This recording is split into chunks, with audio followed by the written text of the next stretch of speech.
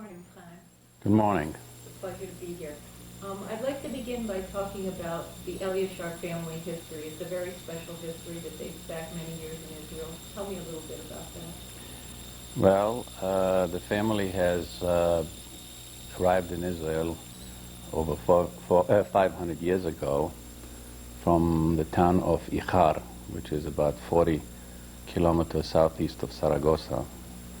And as a matter of fact, Joan and I and a cousin of mine, Charles Calamao, and his wife visited the town about 8 years ago.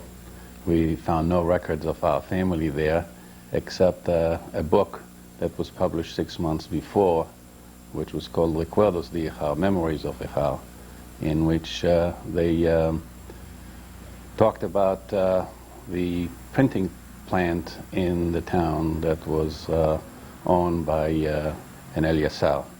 Whether it is my family or not, I'm not sure, but they left in before the Inquisitions and arrived in Palestine in 1485, and the chain has never been broken since then. And the family has developed over the years a chain of very great leaders, rabbis, educators, statesmen. It goes back now over 300 years. They settled in Tzfat first, and then in Hebron, and the last 250, 300 years in Jerusalem. And the family, in the turn of the century, created some of the, as I said, greatest rabbis, and Yisa Bracha, Yaakov Shaul Eliachar, who was the chief rabbi in the turn of the century and the later part of the 1800s, was the first Rishon LeZion and Chacham Bashi, which was the title that the Turks, the Ottoman Empire, gave the appointed rabbis in Israel. Tell me a little bit about those early years in Jerusalem for your family, and particularly what life was like in the 20s and 30s, and a little bit about the special traditions which were Sephardic traditions. Oh, that was a very rich tradition, and a very rich life at the time. I don't remember the 20s very well because I was born towards the end of the 20s, but I do remember very well my childhood, and I think that there was not that much difference between the 20s and 30s at that time. The family, and we had our own traditions that go back from many generations. The customs and the holidays and weekends during the week. One of the most beautiful tradition of mine that I recall was that I was blessed to have had my elders live a very long life, and my great-grandmother lived up to 105 with full memory and full everything. She had everything with her when I left to come to the United States. And our tradition was to go and visit her every Friday for lunch. My father and I came to my father's office from school and would go with him and my grandfather, who worked, my father and my grandfather worked together in the office, and we would go over to my great-grandmother's house. And at the very beginning, sometimes if we could not find a taxi or we didn't have a car, we would take a carriage. They were still available in the early 30s there. We would kiss my grandfather's great-grandmother's hand, which was a very the way to do it. It was a Spanish custom, and you see it. The Spaniards do it today too. And Then she would give us a special bread which she had baked for Shabbat. We called it cevado, and we would go home. Our traditions at home were just the most delightful experiences, and on the weekend, on Shabbat, the receiving of the Shabbat, the preparation for the evening, which was the preparation for the meal, the kiddush, which really started with the blessings of by my father of not only the children, but first and foremost the woman of the house, my mother. And as one of the customs that I assume is in all Jewish homes, or at least in the Sephardi home, is to bless the receiving the Shabbat, not only is by saying Malachei Shalom, Malachei Elyon, which is the kings of heaven, but followed by Eshet Hail Mi'imtza, which is the blessing of the wife for what she has done to enable the family to be where they were at the time. It followed by the kiddush, which everybody would stand at as if it was a military procedure. Nobody would dare to move until after the service. We kissed our father's hand, he would bless us, and then we will proceed with a meal to be followed with by the songs that we sang after the Shabbat, which, by the way, we follow in our own home here now every week. You had mentioned there was a particular song that the women sang at the end of Shabbat, which was in Ladino, which is now... Yeah, that was it was a very beautiful song that comes from the time that people left Spain. It is in the finishing of the Shabbat and the beginning of the Good New Week. And it was always, especially if there were more than one woman there, it was always a delight to hear them sing it, because they all knew it. Tell me a little bit more about, I'd like to hear some things about some of the holidays, some of your holiday traditions, Passover and Purim. Well, the Sfaradim have a different tradition than the Ashkenazim, since you mentioned Purim. Purim, usually most people know that gifts are given in Hanukkah. Not the Sfaradim. The Sfaradim give it on Purim, and it's primarily by means of money, and we call it Purim Lik, where that would be given to the children, because it was a tradition of giving that also to the poor and to the children. And it was always a very joyous occasion. The Sukkot and Shavuot, since we had not only in between, we had in between the first and the seventh day, what we call Chol HaMoed. Our tradition was to go and visit relatives every afternoon, twice a year. I think it was enough, but it was, I would go with my father and mother to visit relatives that were old, and I would say, why do I have to? But I went, and I thought it was a very beautiful tradition to follow.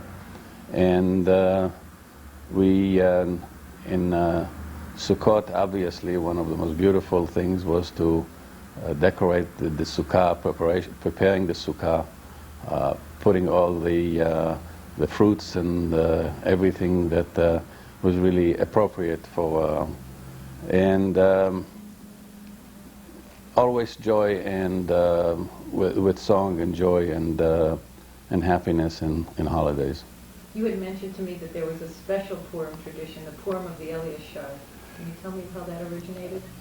Yes, one of the chief rabbis of the Eliachar, Yaakov Eliachar, in the 1740, something like this, was sent on a mission from Hebron to different countries, and later was sent to Baghdad in Iraq, and on a mission to from Palestine, from Jerusalem.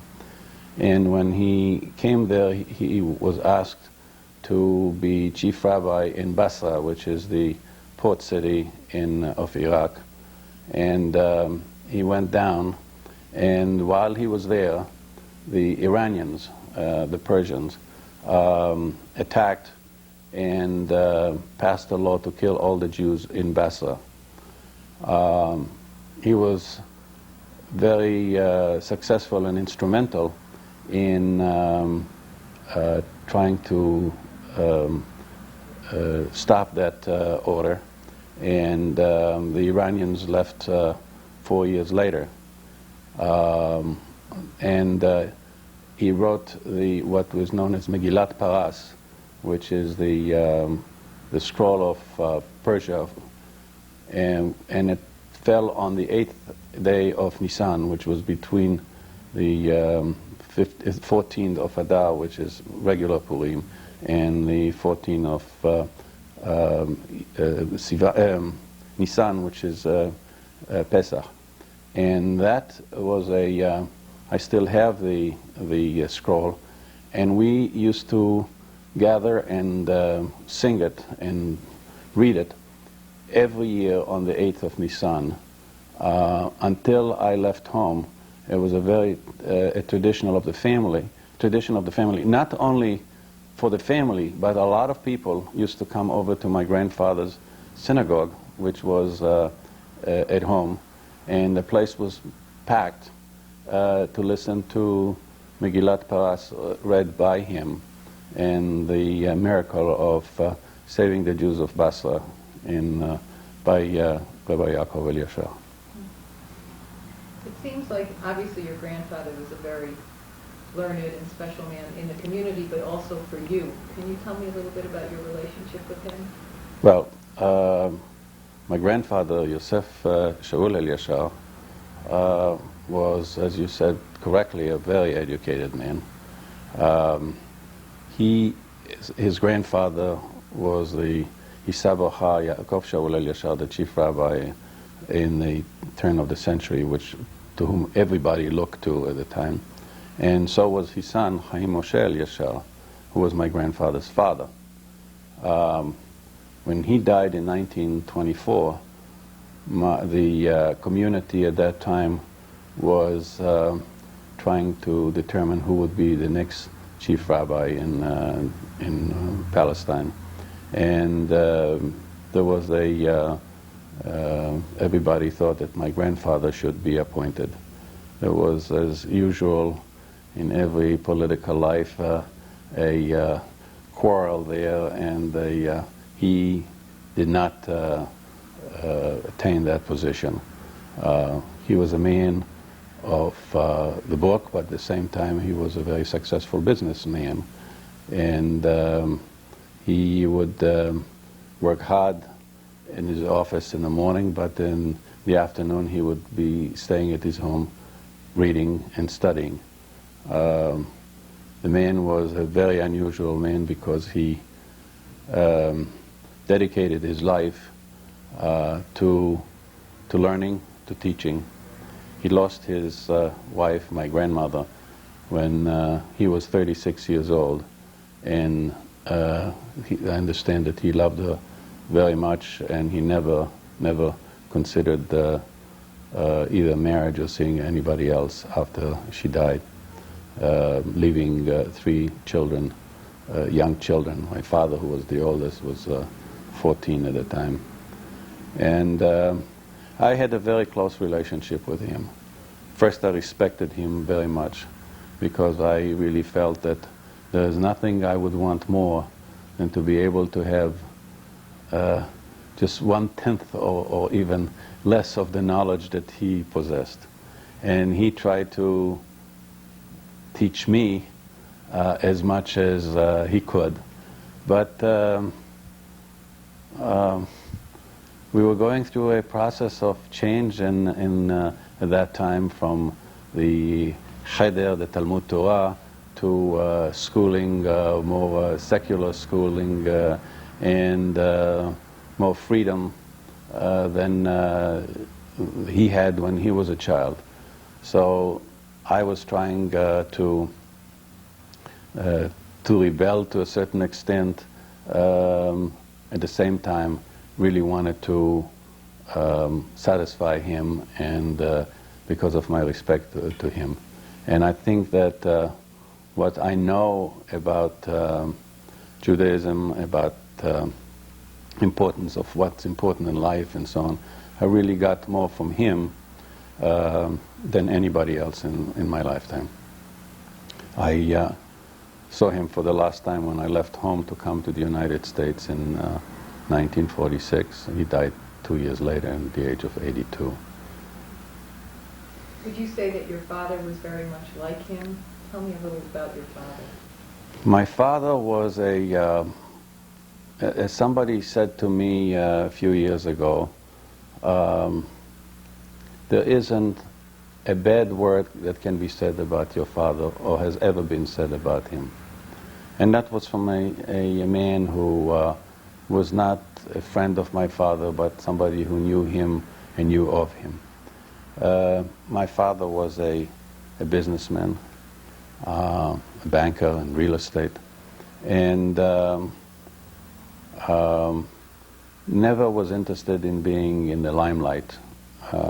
Although he did succeed and did accomplish many things in terms of creating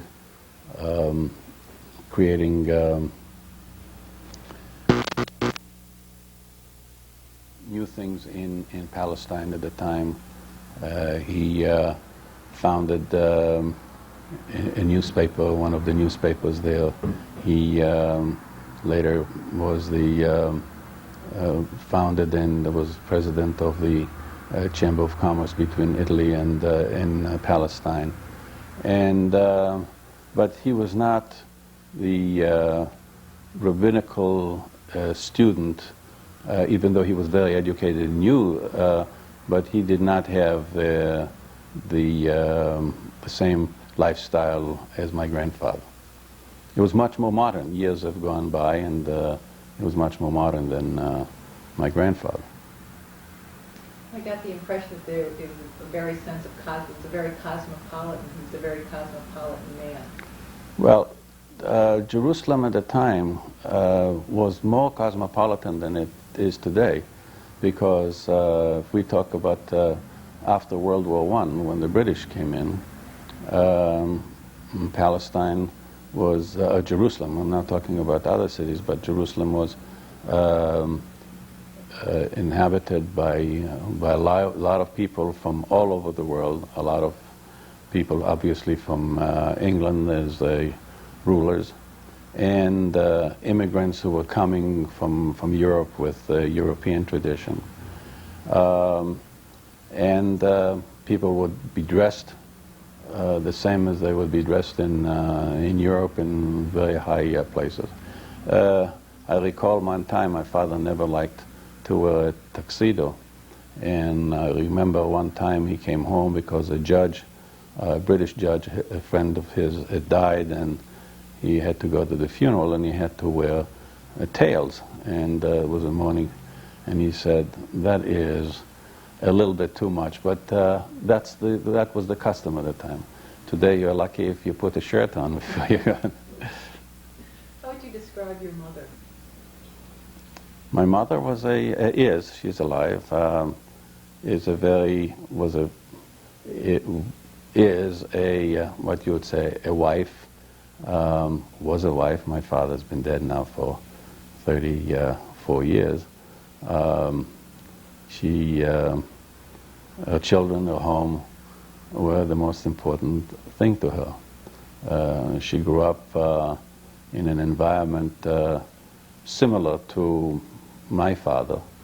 Her grandfather was the British consul in Palestine, in Jaffa, and they grew up there, but Jaffa was a different city than Jerusalem in terms of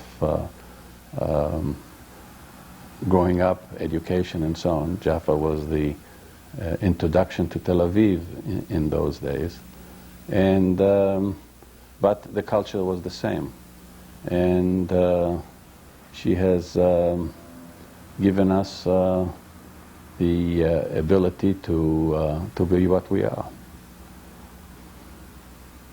The traditions, many of the traditions you had in childhood, I think instilled in you a powerful sense of values. You had talked about derech eretz. Mm-hmm. Can you tell me a little bit about what that is and the role that played for you? Well, I think derech eretz covers everything in terms of respect, appreciation for people, and so on. But it starts with first we would respect our elders. I mean, if we rode on the bus, we would see a woman or somebody older than we are, we would get up and give our seat. You'd always walk, if it's somebody important or older than you, you'd always walk to his left. The same as you would not say in certain parts of the world, even to your children, which is a little too much. In Spanish, tú, but usted, as they would say in Colombia, I know was used, or in French, tu instead of vous. That's part of. Now, this is not artificial derech eretz. This is really leads to a lot deeper than that. But what it does is it gives you first the important feeling of that you really have to study, you have to know, you have to tell people that really there is no substitute to knowledge, because through derech eretz you really are able to show what you are in the world. Okay. I'd like to go back a little and talk about you as a child. What stands out about your childhood? My childhood? Why should I tell anybody what I did in a child? My childhood was a childhood of a typical young man growing up in Palestine in those days. The regular schooling, playing soccer, the pressure of the society, since a lot of the people who came at the time came from Europe, so everybody had to play a musical instrument. So my mother insisted that I go to the conservatory and to study the violin. But when I got there, the president or the principal of the conservatory said to my mother, his fingers are really better for the cello. I said, what's the cello? They took me into a room. The next thing I know, I was taking cello lessons. It wasn't for very long, but then I went back to it, and I still play, and I love it now. But the childhood was more a childhood of a young man who was growing up in Europe, rather than in the Middle East. But that was what Palestine was. As I said before, it was a very cosmopolitan country. We had, at the same time, we had different needs and different activities. We were interested in getting Jews to come to Palestine. We knew the war was coming, and especially when it started. We had fought the British to permit us to bring in immigrants. In 1939, we were looking only for 100,000 Jews to be saved. And that was not so easy. So we all shared and worked in the underground in whatever form each one of us had. I had, at the age of 12, I had the good fortune maybe of providing our underground with some guns that I got through the Italian prisoners of war who were stationed in Palestine at the time. They were free to walk in the afternoon before they were supposed to get back to their camps. And since I spoke Italian, I was able to get them to, or convince them to steal guns from the British army. We would pay them, pay the Italians, and we were able to get quite a few guns this way to provide the underground with a very needy product, namely guns. Also, later on in 1944, we were in a kibbutz as part of our military training requirement, and one night we had a ship that was able to break through the British blockade, and 400 illegal immigrants came on this ship. We were told that since it was right next to where we were staying, that we would have to unload the ship. And at night, we all, 55 of us who were there, the ship really ran to the beach. We unloaded almost 400 cadavers, put them on buses and dispersed them throughout the country.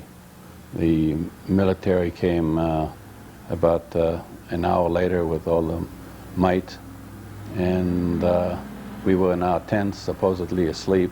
Said, where are the people? I said, what are you talking about? We didn't know anything about it, supposedly. And they were safely in the country at the time.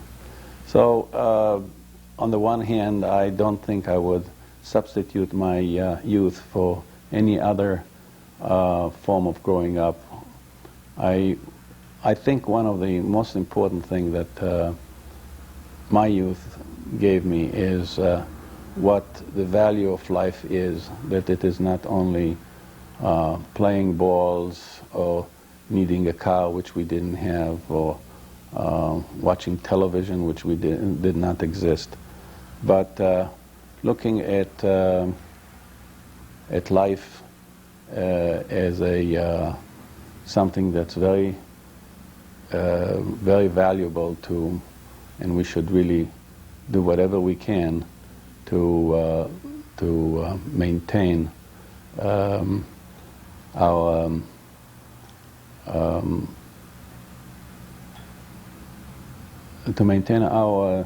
the importance of life.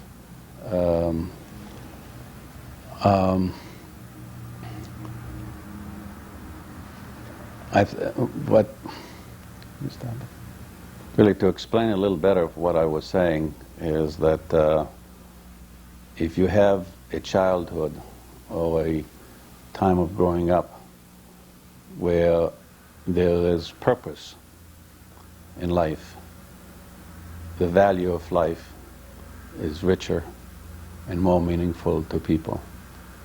And it has nothing to do with financial strength or being rich or being poor. And that is one of the things that we learned at the time, that rich people lived exactly like poor people and vice versa. And we all were able to give much more than what I think youth gives today.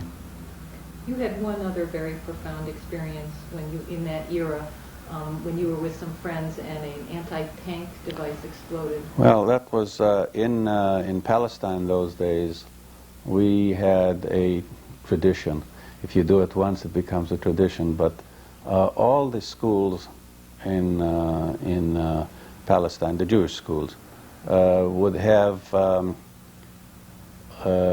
in the spring, usually just before Pesach, we would go on trips, nature trips, geographical trips, learning about the country. And usually we would take a certain area of the country, hike it, and use transportation only when it was necessary in the evening or in the morning in order to get to a place where we want. And that was in 1943. We went on a trip with my class in high school to the Sharon, which is we went from Tel Aviv. We were supposed to go from Tel Aviv up to Zichron Yaakov, which is along the coast. And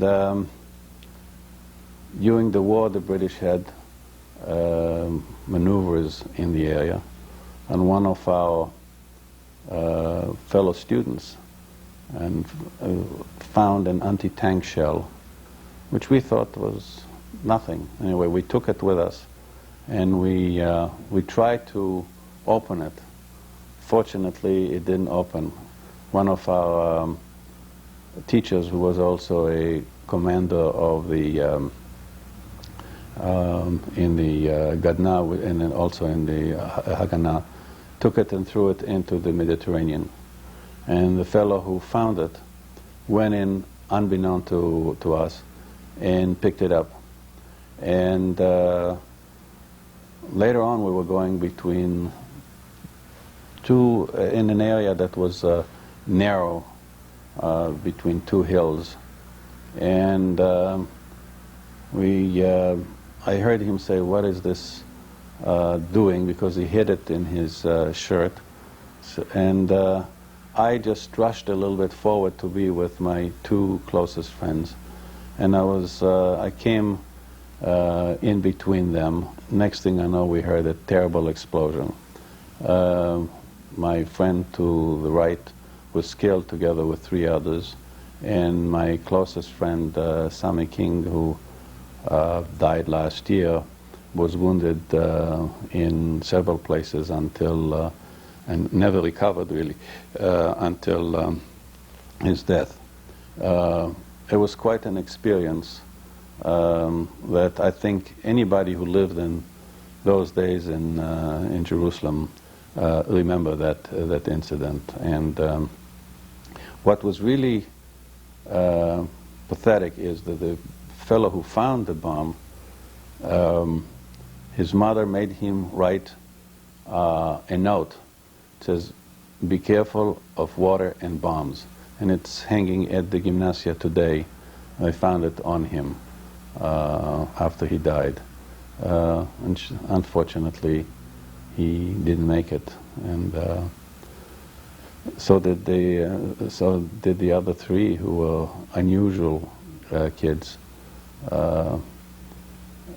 I went to my 40th reunion of high school 3 years ago, and it's interesting to see the fellows and girls who are there, and to see how they maintain their lives, similar to what we lived in the 40s, and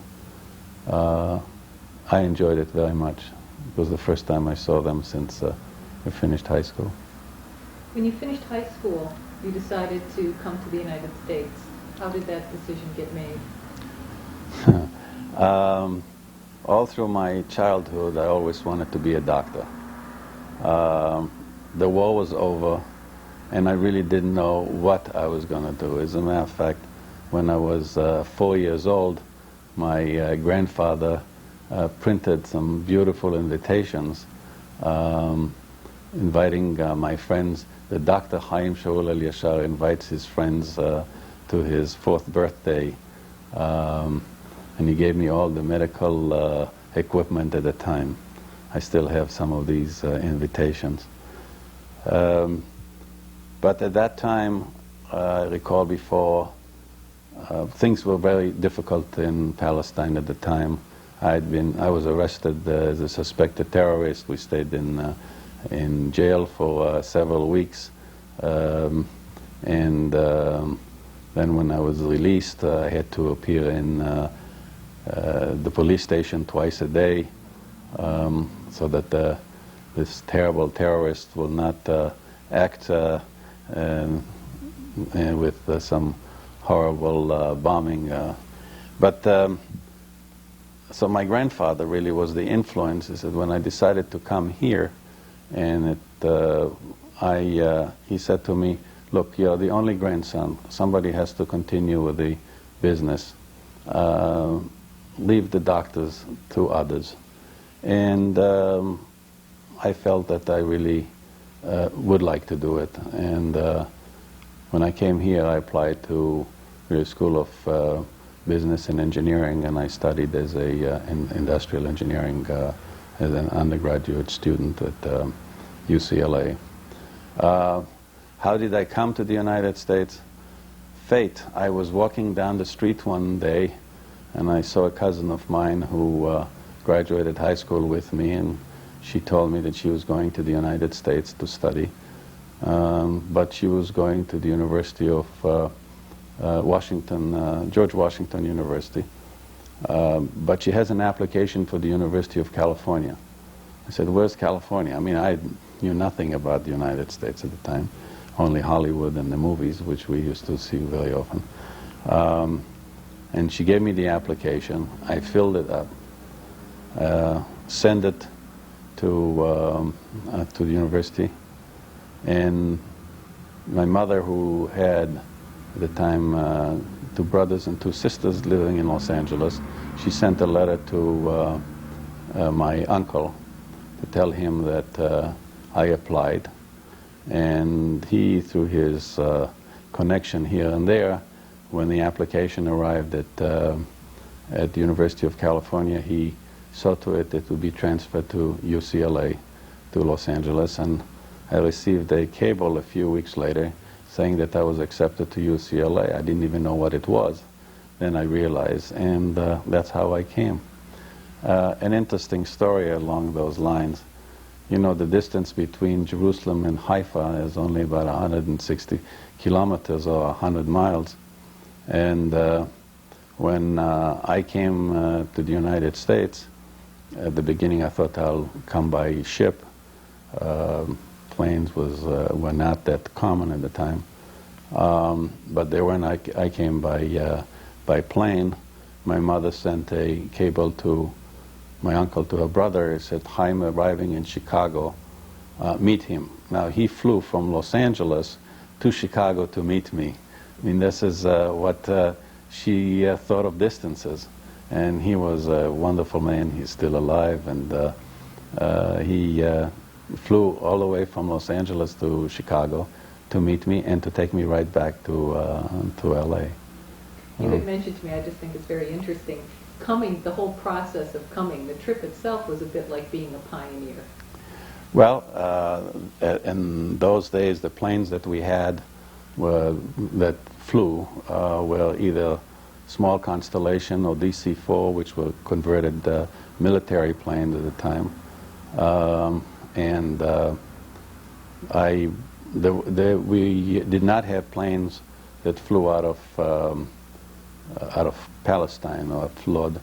I had to go to Cairo to fly here, and the plane was supposed to arrive on a Tuesday, and we would go to the TWA office in the morning to find out whether it'll be there, and they said yes, then they'd say no, And finally it arrived on Thursday. And we flew to, we left at 3 o'clock in the morning as if it were a military expedition. And my mother came with me to Cairo. My father was already quite ill, he couldn't come.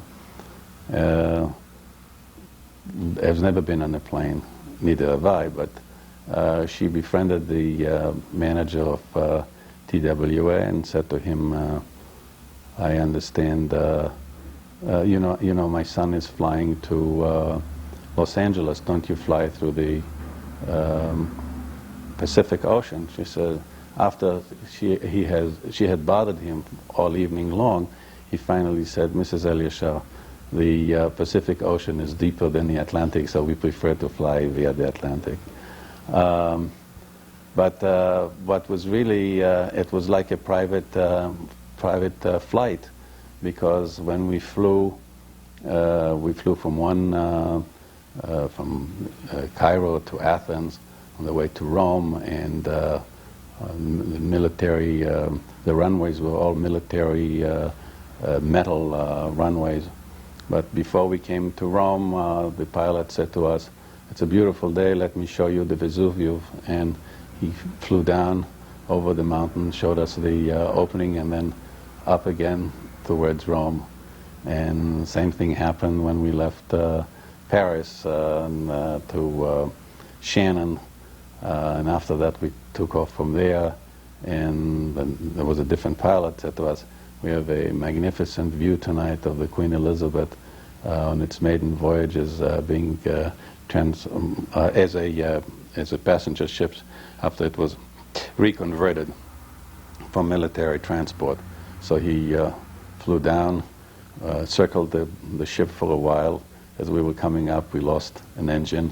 We ended up in Tipperary for a few hours. They gave us a bed, a four-poster bed to sleep in. I think my back became a problem to me the rest of the life because I sunk in. And finally we arrived in the States on Saturday afternoon, having left Cairo on Thursday morning. After you settled into the United States, tell me what your college experience was like. Oh, obviously I was a rah-rah boy like everybody else. I would go to football games, would wear a, what you call it, a brown and white shoes that everybody. I really enjoyed my life in college. I think it was a obviously completely different life than what I knew before. It was the first time I lived alone. I mean, I was really thrown to the wolves, coming from a home where I was always at home to living in college.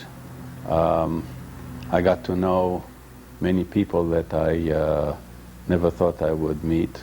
I had one fantastic experience. I think that my uncle introduced me, got me into university with all the GIs coming back because of his relationship with Helen Gahagan Douglas, who was the congresswoman.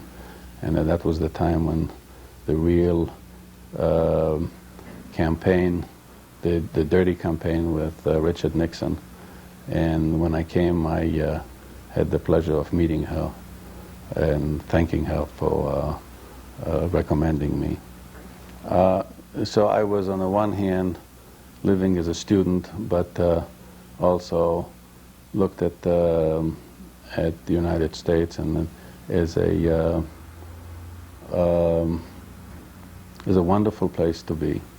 Yet something, I think what it did for me, which was a very, very healthy thing.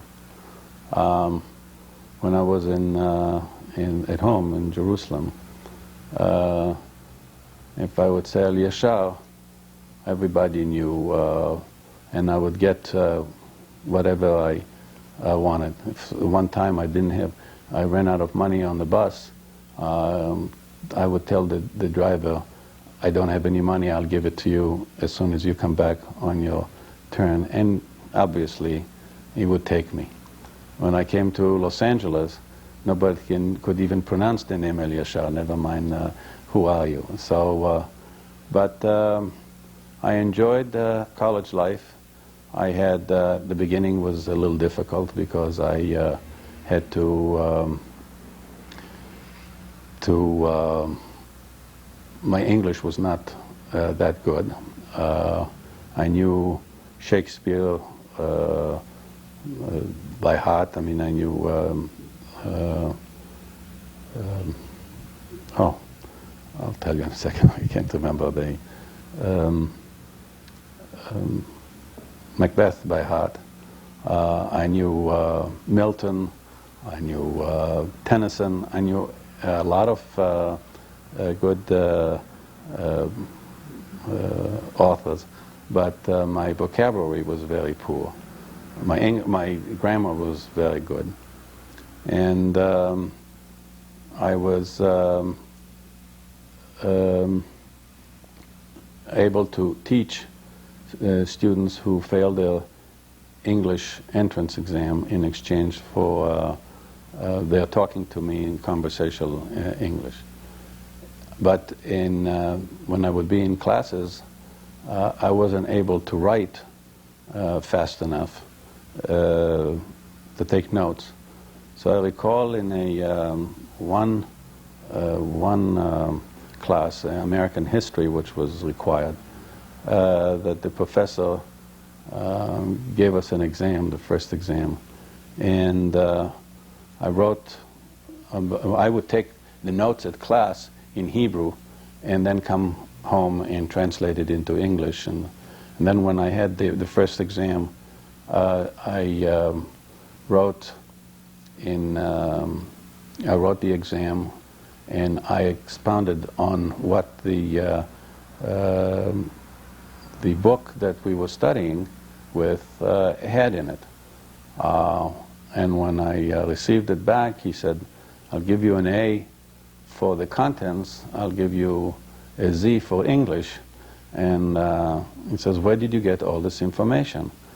Well, it's interesting that what I studied in American history in high school the year before was by far more, was deeper than what was being taught at the university. And that certainly helped me a lot, because the high school education in those days in the gymnasia, in the most gymnasias in Israel, in Palestine those days, was the equivalent of 1 year in college in the United States. And what degree did you graduate with? BS degree. That was a Bachelor's of Science, but in the School of Business Administration. After college, you got attracted to Latin America. Well, after college, I really stayed in for a year to get the practical experience. I worked in a plant, time and motion studies and everything else that, and then I went back for my graduate work, also at UCLA. And when I was through with that, I was hesitant about going back to Israel. By that was in '52. Israel was an independent country already, and I said I wanted to see the world before I go home. And since I always loved the mambo and the cha-cha and the rumba, I said the thing to do is to go to South America for a while. And I applied for a job with American companies. What was interesting is that the American companies were so poorly organized in the international arena. No matter what my qualifications were, I got of 40 applications that I sent out, I got only one offer. Was with Alma Meatpacking in Montevideo, Uruguay. I never made it there because I was later offered a job in Cali, Colombia with Celanese Corporation. which I thought will be able to open a plant in Israel with my father, but things got very difficult in Israel. We couldn't do it. But I spent with them close to a year, which was a great experience for me. And before I settled in Colombia, I spent about 6 weeks in Lima, Peru, which I went to see by invitations of a friend of the family who insisted that I come, and I said, I'll come. What he was interested really is marrying me to his niece. And that was not, I tried to fall in love, but it wasn't worth it. Okay. But South America didn't really meet all of your expectations. No, South America was, as it is today, it's a shallow in culture. I mean, it is no depth in education, although they have excellent writers and so on. But basically, it is not my style of life, and I decided that I really should go back home. My father was sick. I wanted to see if it's possible to make it there. So I went back to Israel, and I spent there almost a year or two. But then, for personal reasons, I decided to come back to the Western Hemisphere. That time, I didn't know whether I would stay here, or I really was thinking of immigrating to Canada, or I had my position always open for me in Colombia, where I had left before. But I came here, and I was offered a job in Michigan to do some studies and industrial education. I mean, industrial management, and I spent 8 months in Owasso, Michigan. It was a small town that one time I called a girl in Paris, and the whole town knew about it. And then the president of the company suggested that I come to his plant here in Boston. And I thought that at that time that I'm wasting my life. I said, okay, I'll do it for 4 months. And I came to Boston. I really fell in love with the city. It has become home now, and been here now almost 36 years. And what was really wonderful when people tell me that Boston is a cold city. I was here 3 weeks, and I had more friends than, and I was busier than any other place I could have really been. I was fortunate to meet my wife Joan 3 months later, and be married 4 months after that. Tell me more about that. Tell me what attracted you to Joan and how that relationship progressed. Well, I met her through her cousin, whom I asked. I met her cousin through a mutual friend, and I was at the lunch at Joan's aunt's house, and I said to both the aunt and her daughter, I said, do you know any girls I can meet? The aunt said, no, I will not introduce you to anybody, because you Israelis come here, take out girls and take them back home. Her cousin, on the other hand, said, I have 2 cousins, a rich cousin and a nice cousin. And she gave me both names. I think the rich cousin is still not married. I took her out once, and that was not for me. And then I met Joan. I called her up, and I think I met her on July 22nd. We got married on November 25th, and I don't think there was a day that I did not see her. And really, that was what was really special about our relationship then and now is that Joan, at a young age, we both young at the time, had something very, very special. She was serious, she was educated, she was, I mean, her values were just more than other girls. I mean, everything that I really dreamt in a person, she really had. And I think no matter what times we had, if we had difficult times or others, the respect that I have had for her, I don't know I had for any other person.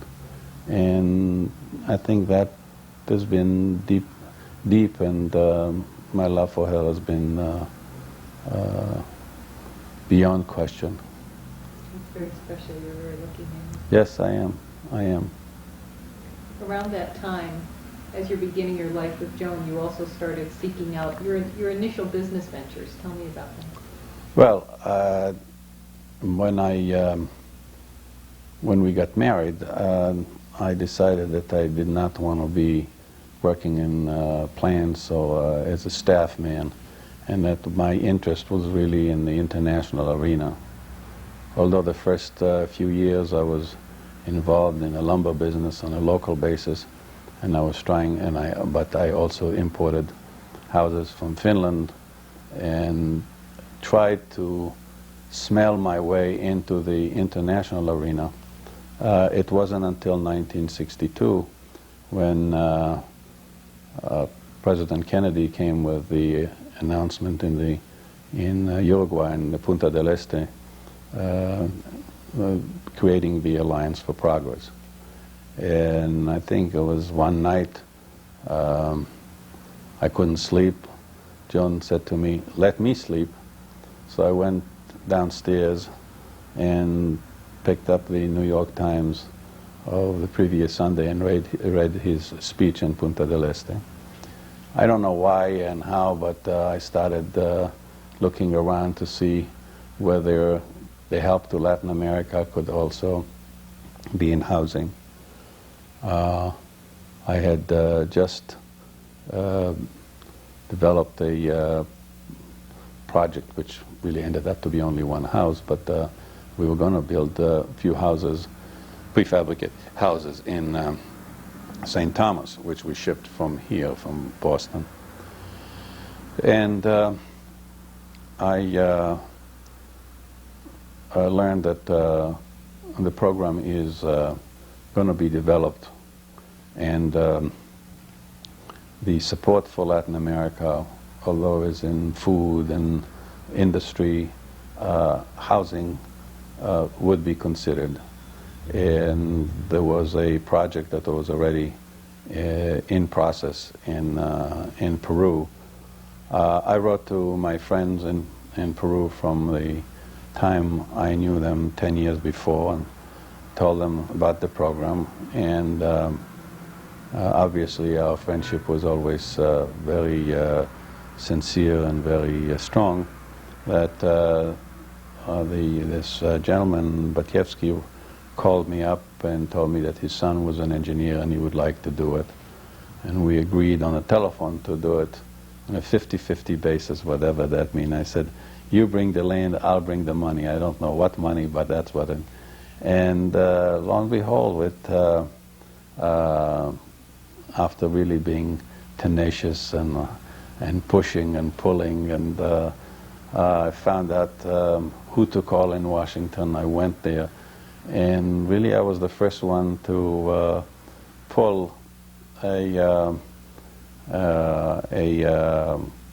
guarantee from the U.S. government and get the approval for a project in Lima, which had its ups and downs and some very exciting time along the way.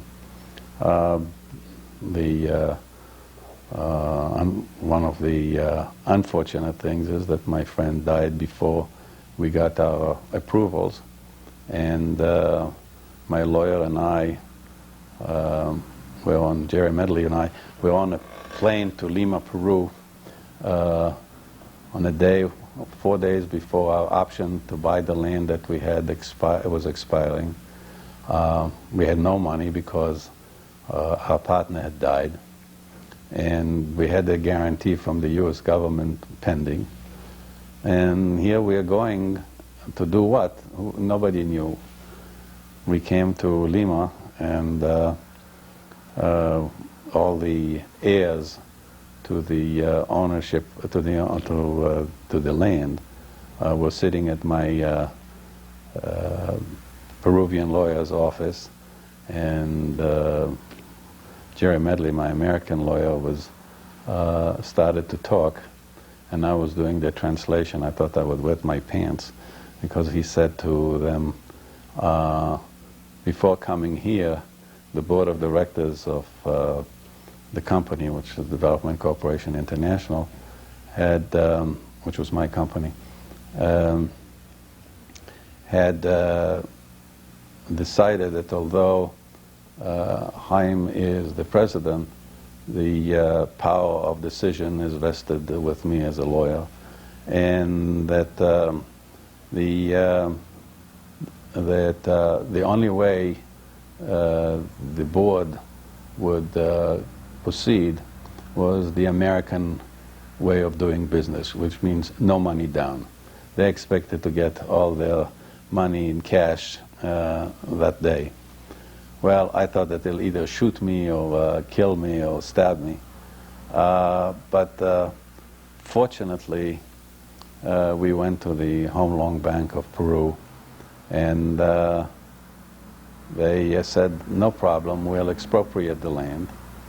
And as it happens, that there was no way that they could have sold it to us, because there were a lot of defects in the title, and they could never.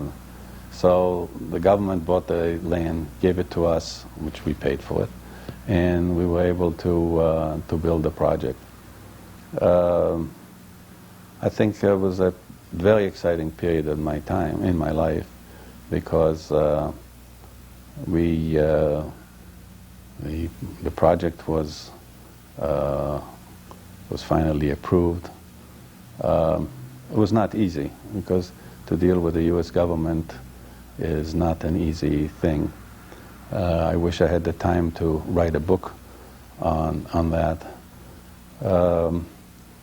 We finally opened the project. The president of Peru came to dedicate it, Fernando Belaúnde Terry, who was the first democratic president who came after a series of military coups. And that was a period he was like John Kennedy of the United States. His motto was "Adelante," forward, and he was a very unique person I had the pleasure of meeting. And that led me to other projects to follow through the AID program of the U.S. government. One was in Ethiopia, which was at that time the only country that had a savings and loan that was open and helped, assisted by the United States. And we also had a housing project that I started in Mexico City. So life was very exciting, because not only the business itself was very exciting, but when I traveled to Ethiopia, every time I would be there, I would be honored by a invitation to the palace to meet with Haile Selassie.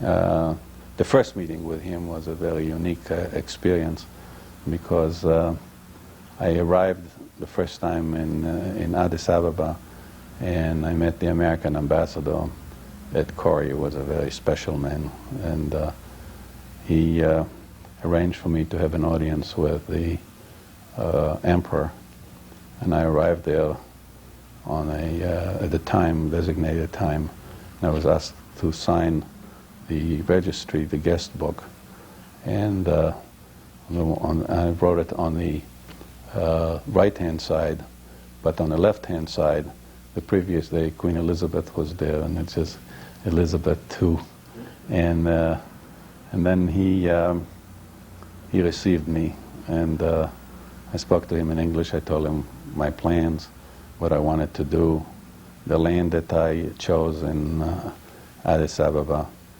and he answered me in Amharic through the minister of the palace.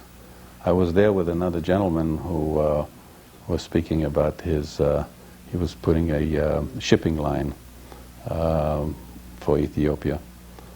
But he was speaking to the emperor in French, and the emperor answered in French. So I said, how do I know that the minister of the palace translates exactly what I'm saying? I'll speak to him in French.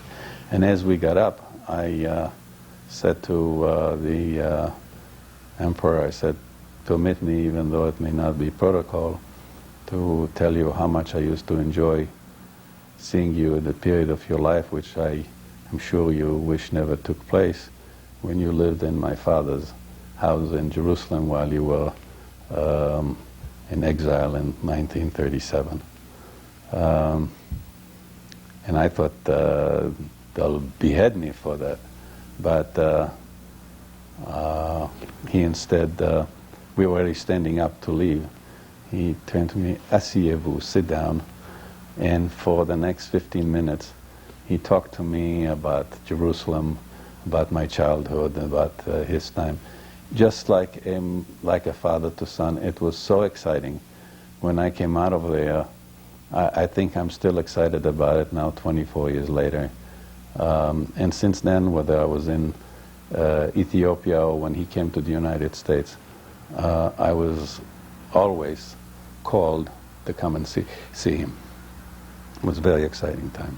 You seem so comfortable in all of these different European environments, international environments. I was, to be a little bit cocky about it. Yes, I was. I enjoyed it. I did well in that. And unfortunately, when I finished all my activities, I decided to do more things at home here and stop my international activities, which was a mistake. So it seems that you were constantly breaking new ground, that you were always, obstacles did not seem to be obstacles to you. Why was that? I really don't know, but if I look back in my life, I would consider that I was a pioneer in anything I undertook to do. Whether it was in coming to school here, very few boys or girls from Palestine at the time either left to come to study in the United States. I think maybe I don't know, a few schools. I don't think there was too many. Where it was like going to South America, whether it is certainly developing businesses that I developed or projects that I undertook to develop. I don't think many people did it as I did. So I think that this is true. I would say I was a pioneer in project and in concept. And that was what made me, I think, different than most other people. Although you may have missed the international arena, that pattern of being an innovator didn't stop when you came here. No, I continued that because in a different scale and different method. When I came here, and I decided to build as a private citizen again because in '69 I went public and sold my company. I did things at the time that few consider doing. I started building a project I built a project in Cape Cod, a condominium project, and it was the first condominium project that was approved or considered to be approved in the town of Yarmouth. Later on, I built the Galleria in Harvard Square, which until now it's a case study to every graduate school in the country, starting well, it was done at Harvard and been taken to other schools. It was the first time that a three-story retail mall was built, and it was successful from day one. What was unique about that is that it was usually retailers on one level. Here we did it on three, plus the fact that we built it with no parking. But Cambridge was a unique place, and it was a very rewarding and exciting thing for me to do. Although you were very successful in your business ventures, you weren't solely a businessman. You were someone who had many, many other interests. Tell me a little about that. I guess a person who is interested only in business, and I know many, I don't think is a full person, a complete person. And fortunately, I had several other interests in life. One is music, which I have been very interested in since the days I had to learn the cello. And later on, I enjoyed it. Once I really got into it, I enjoyed it. And matter of fact, I didn't tell you before, when I was in Lima, Peru, the first time in 1952, I had nothing to do, so I auditioned with the Lima Symphony and played for 6 weeks with them. The conductor is still alive, Sergio Sotobadaci, who's now the conductor of the Munich Symphony Orchestra, the young Romanian conductor, crazy conductor.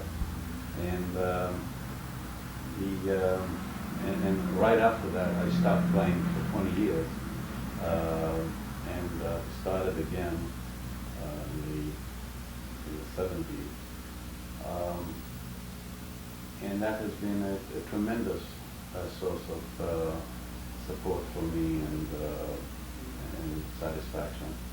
I became involved not only in playing in chamber music myself.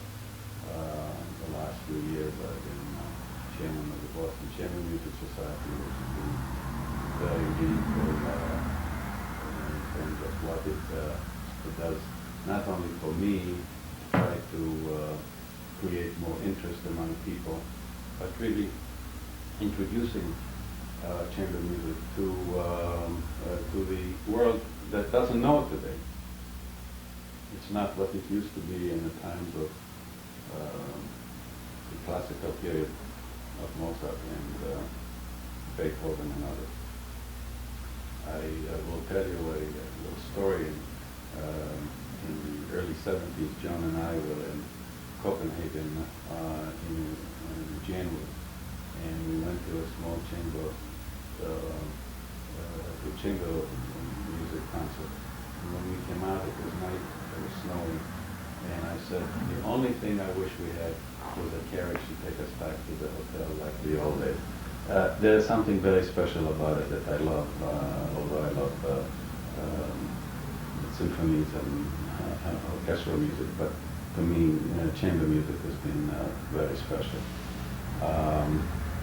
I was also very much involved, not in politics, but in the need and the desire to promulgate and continue the Sephardi heritage and Sephardi culture.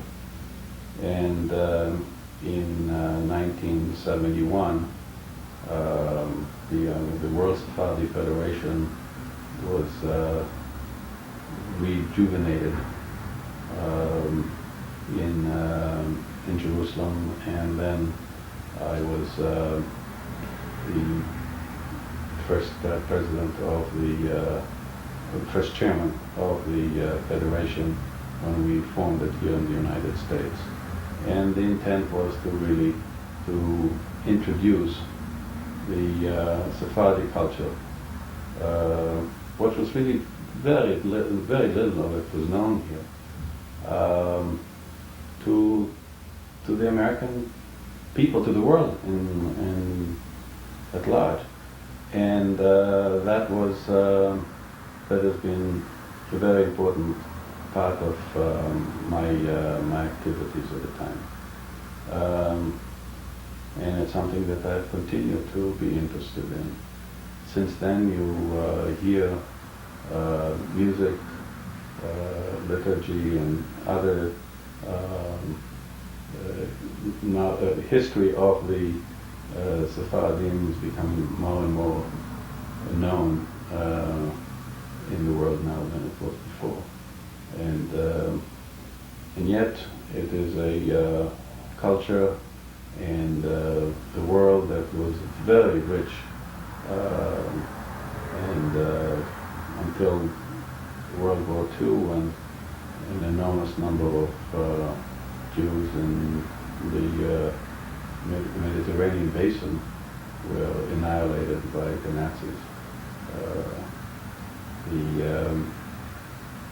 The Sephardim in the Middle East, especially if you take in Salonika during until World War I, the stevedores were all Jews, and the port of Salonika was closed between Friday afternoon and Saturday night because the Jews wouldn't work. It was known as Jerusalem of the Balkan. And if you see, and I have here books of our melodies as they were sung in every community, it's something that I really don't want to see it disappear. And I understand that quite a bit quite a lot is being planned right now for the 1992 festivities of the 500 years of the expulsion of the Inquisition that will take place in Spain. So I think we've come a long way, and I am glad that I was instrumental in bringing that into the open. You were also instrumental in another very important part of your life, building a family and raising children. Let's talk a little bit about... Oh, yes. Something took place in... Let's talk about your children. Tell me about them as young children. Well, I think we had lots of fun raising them. My oldest boy, Larry, is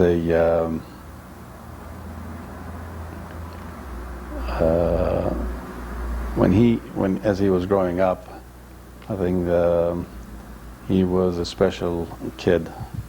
But after his bar mitzvah, which was in Jerusalem in a family synagogue, in our family synagogue, decided that he wanted to study in Israel. And he went, again, my own pioneering, continuing that. He went at the age of 14 to school in Israel, went to high school there, learned Hebrew, and later, as everybody else, joined the army and spent 3 years in the service. And and was working there, was going to make Israel his home, which I was delighted at the time. Unfortunately, the war in Lebanon came, and he was recalled like anybody else as a reservist.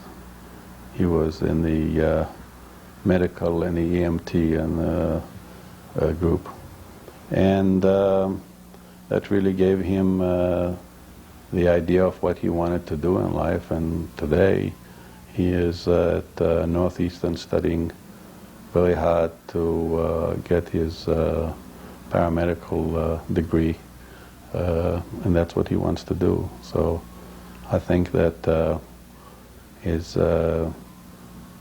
trip, his life in Israel, and unfortunately the experience of Lebanon gave him the direction of what he wanted to do, and hopefully he'll finish this year and go at it. My son Joseph is a team player who was always very friendly and very jovial, great sense of humor. And he, as a child, though he had learning disabilities, he insisted on overcoming them.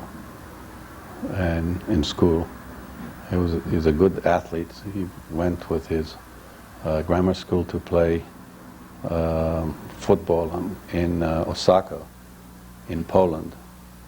And when he came back, he said they were fortunate that only one game they had 0-0. The rest of them, they were massacred. He was a camper.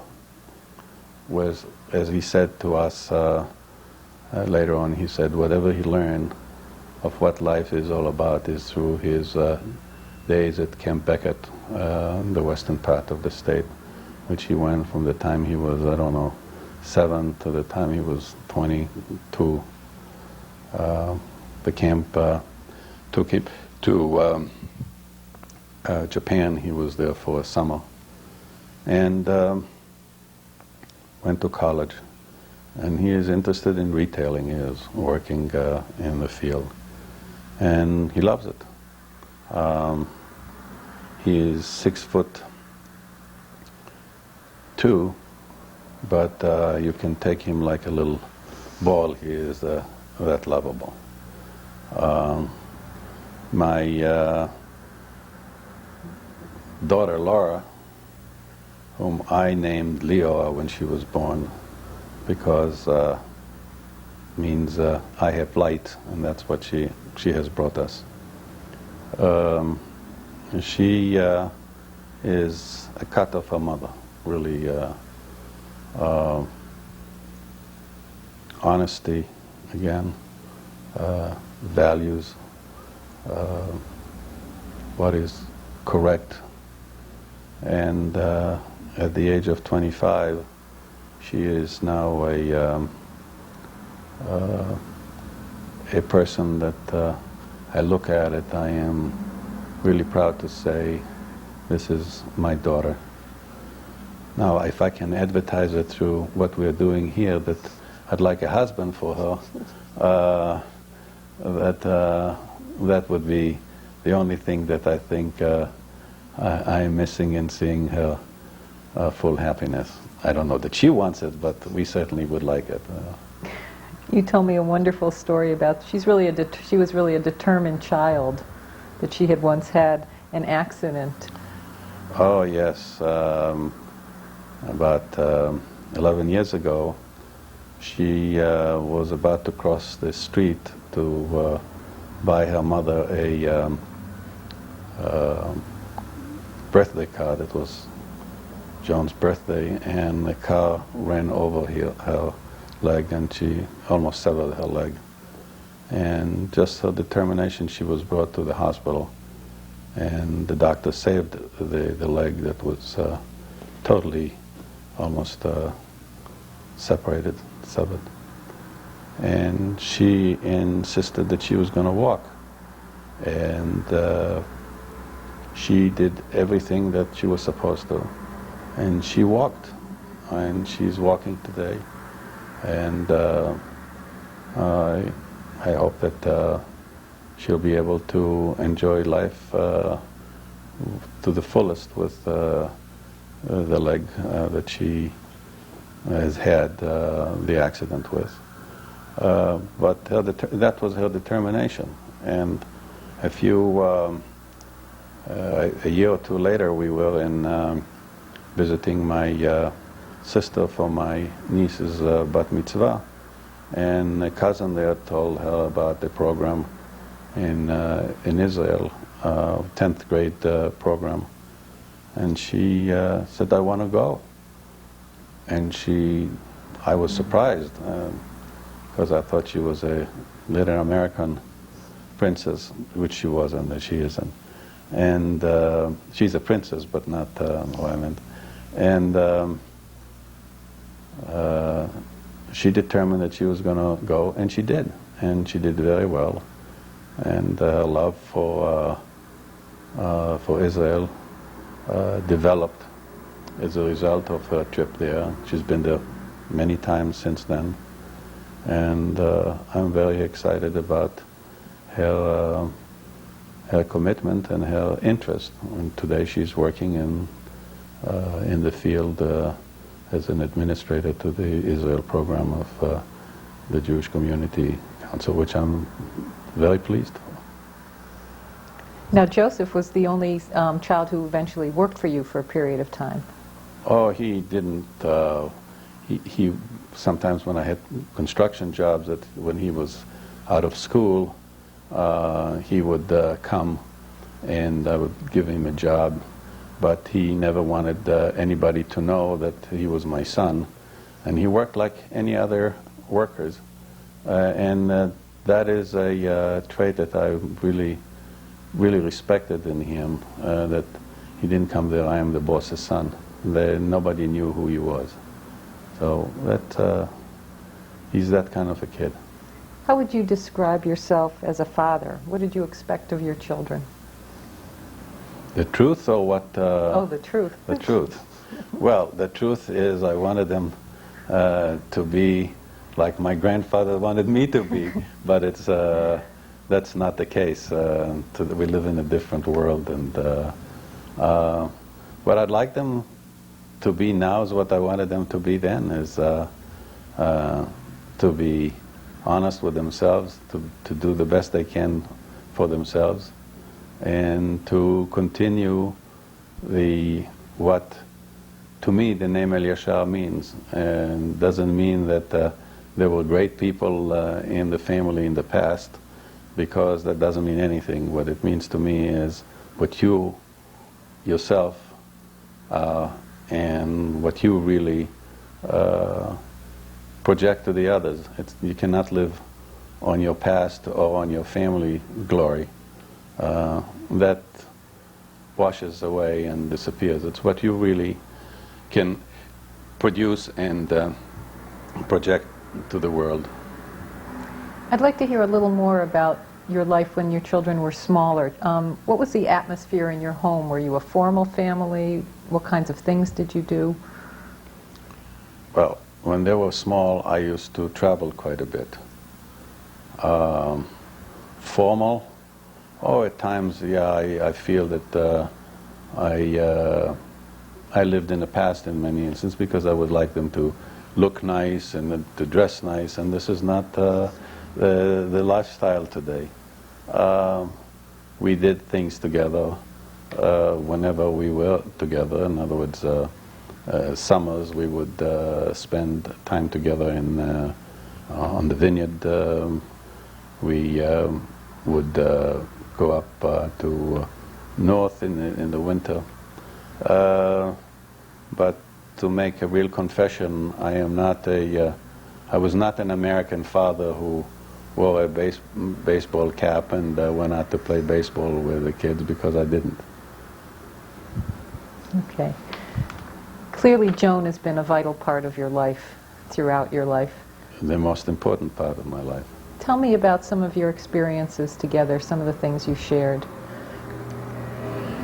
What things we shared? Where shall I start? I think we shared life together. I mean, we shared everything we have together. The children growing up. She was extremely helpful to me when I went into business. She shared with me the frustrations that I was going through.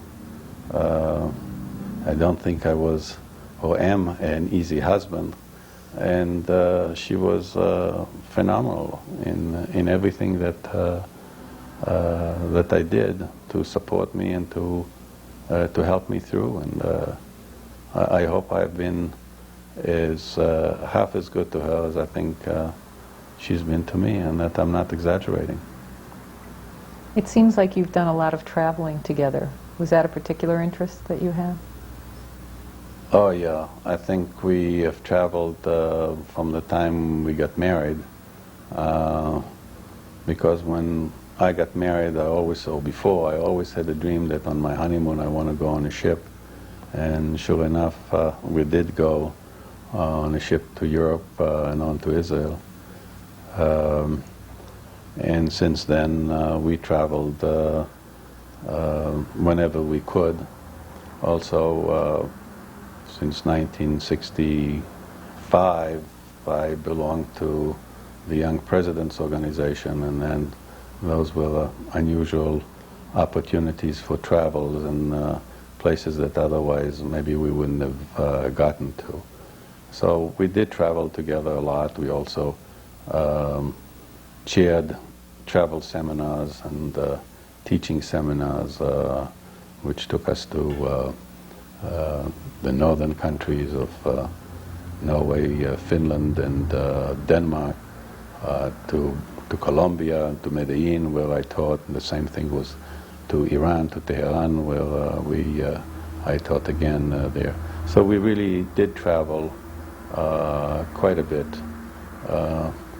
But as much as we traveled, I would say since the late 60s, with every trip to one place, I most probably went back to Israel, to my roots. Okay.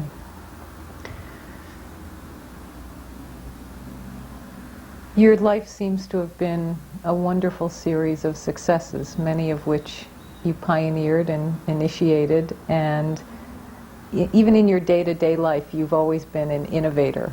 What do you attribute that to?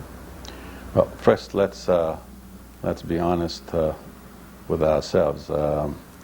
Yeah, I've had successes, but I also had failures. Like, if I didn't have that, I wouldn't be a human being.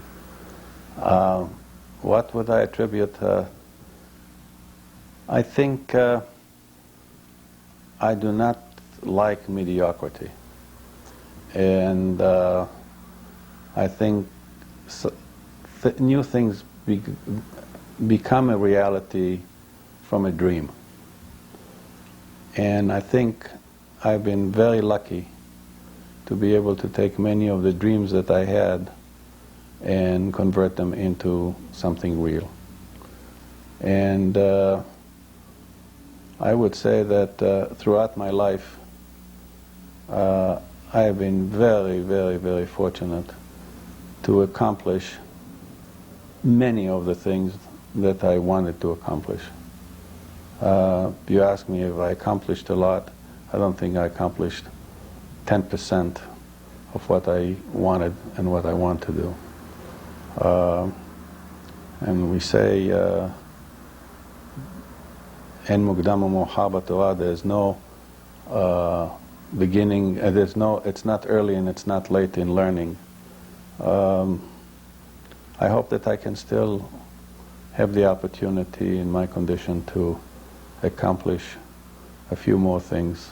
I don't know what they are, but I know what they are, I know what I want to do, but would like to accomplish it before I talk about it. Are you an optimist? Is the glass half full or half empty?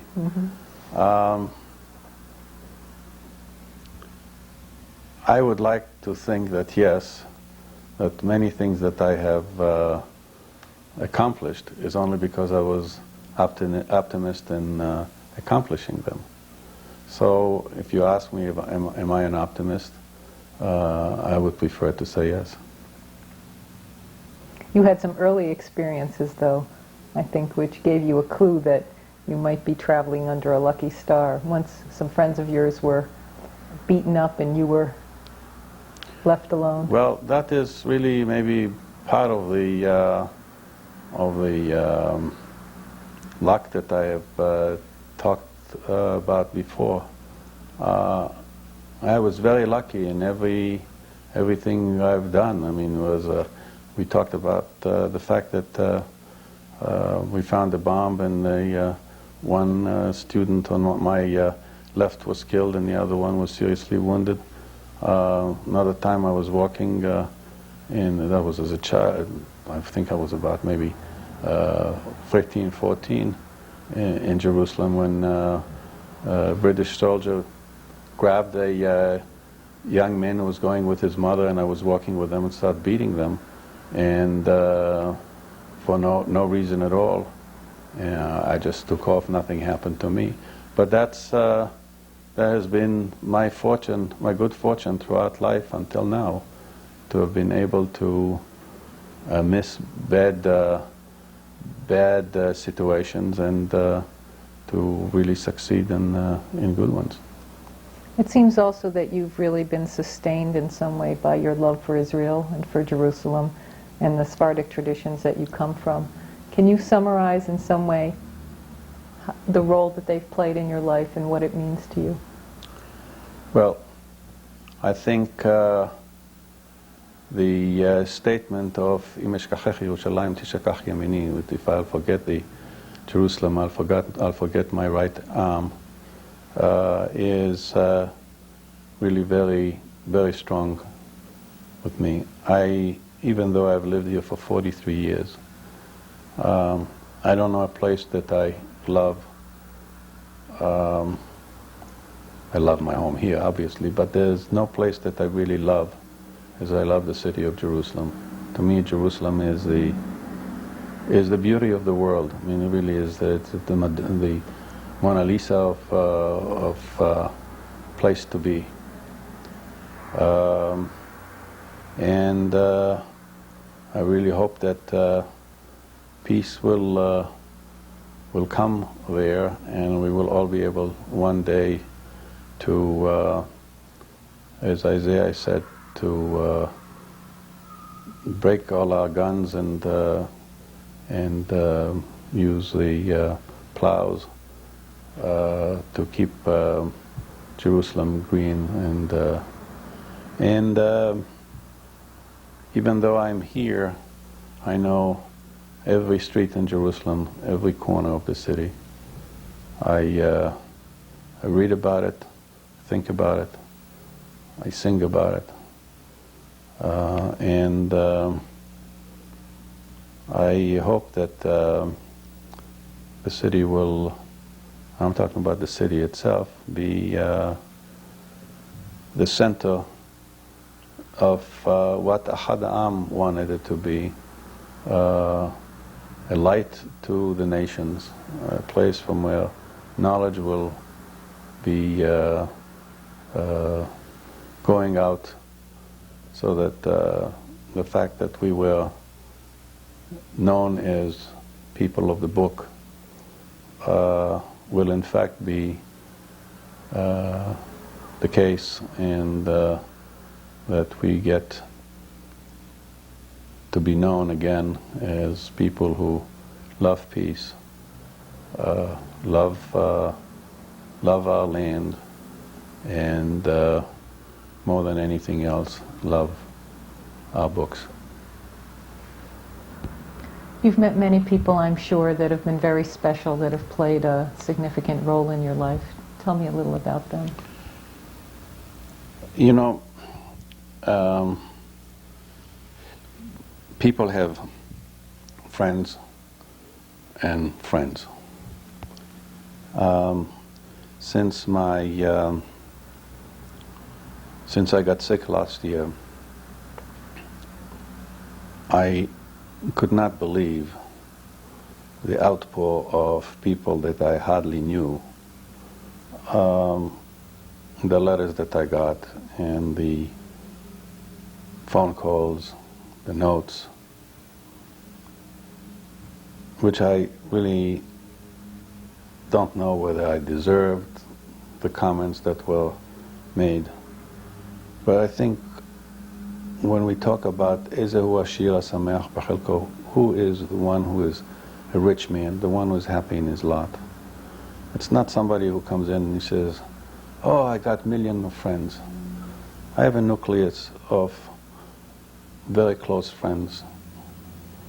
I can count them maybe on my two hands.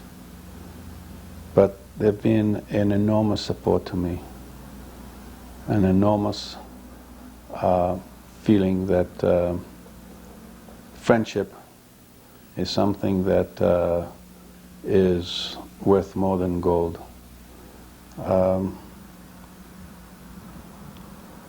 I have a friend in Jerusalem that would call me every day, almost. My cousins, they're here. The friends that I see here now, I have been with. I don't know what gives me the right to be so special in their eyes, but it gives me an enormous amount of strength and support, and to know that no matter what happens, when things happen to me, that that friendship is not going to just be a wind that will disappear. That that the people feel for me the same as they feel for Joan, and will be able to continue to care for her as they cared for me. I think the most important thing is, without mentioning names, because if I do, I may miss one and I would feel later on embarrassed that I didn't mention their name. So I would say those that are my friends know that are my friends, and I really thank them and appreciate the friendship beyond words. And this is something that I will cherish to the last day of my life. I have one final question. This has been a very rich story. And you've talked, I think, about having a good life. What do you feel is the key to having a good life? The key to a good life? I don't think I really attained the good life that that I believe good life is. But really good life is education, knowledge, honesty, and I think maybe more than anything else,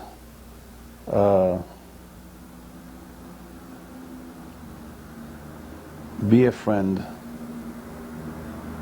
because life and the world is very lonely if you don't have it, and do what you can to really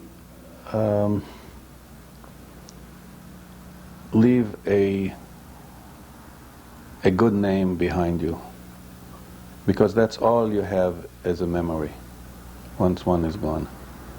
And I think in that respect,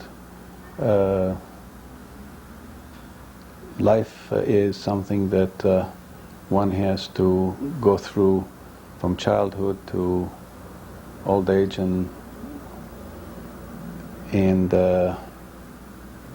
hopefully, I hope more and more will realize that what we give to the world in knowledge and education and honesty, in culture, is going to make the world much better than what we have known in the last few years. And I hope that I can still see some changes while we are around. Thank you. It's really been a pleasure to speak with you and to get to know you, and I'm grateful that I had this opportunity. Thank you very much. Thank you for coming and doing it. I appreciate it.